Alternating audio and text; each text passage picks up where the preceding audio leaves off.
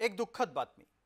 महाराष्ट्राचा अभिमान ज्येष्ठ खगोलशास्त्रज्ञ जयंत नारळीकर यांचं निधन झालंय। पुण्यात वयाच्या 86व्या वर्षी त्यांनी अखेरचा श्वास घेतला। वृद्धापकाळानं त्यांची प्राणज्योत पहाटे झोपेमध्येच मालवली। जयंत नारळीकर यांच्यावर शासकीय इतमामामध्ये अंत्यसंस्कार होणार आहेत।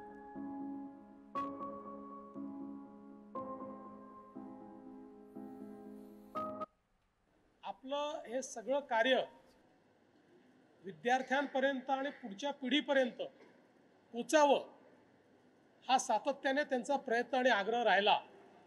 आणि म्हणूनच एका विज्ञाननिष्ठ खगोल तज्ञाला आज आपण मुकलो आहोत। मी त्यांना विनम्र श्रद्धांजली अर्पण करतो। मंत्रिमंडळाने देखील आज त्यांना विनम्र श्रद्धांजली अर्पण केली आहे। जयंतराव नारळीकर यांची कारकीर्द आपल्या समोर आहे। जयंत विष्णू नारळीकर असं त्यांचं पूर्ण नाव। डॉक्टरांचा जन्म 19 जुलै 1938 ला झाला। शालेय शिक्षण त्यांचं वाराणसी इथं झालं। 1957 मध्ये त्यांनी विज्ञानामध्ये प्रथम क्रमांकानं पदवी मिळवली। उच्च शिक्षणासाठी ते पुढे ब्रिटनला गेले। केम्ब्रिजमध्ये शिकले। BA MA आणि PhDच्या पदव्या मिळवल्या। रँगलर ही पदवी सुद्धा त्यांच्याकडे होती। खगोलशास्त्राचं टायसन मेडल, स्मिथ पुरस्कार, इतर अनेक बक्षिसही त्यांनी जिंकली।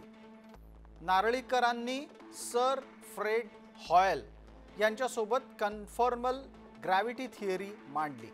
4 दशकाहून अधिक काळापासून त्यांचं खगोल भौतिकी क्षेत्रात संशोधन सुरू होतं। 1972 मध्ये ते भारतात परतले।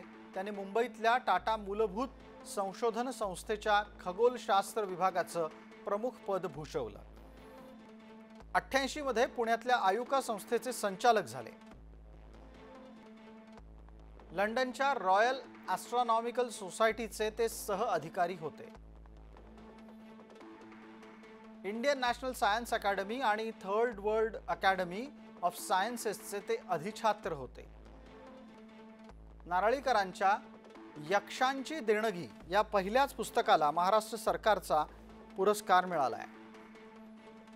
65 मध्ये पद्मभूषण, 2004 मध्ये पद्मविभूषण, 96 मध्ये युनेस्कोचं पारितोषिक असे अनंत सन्मान त्यांना मिळाले आहेत।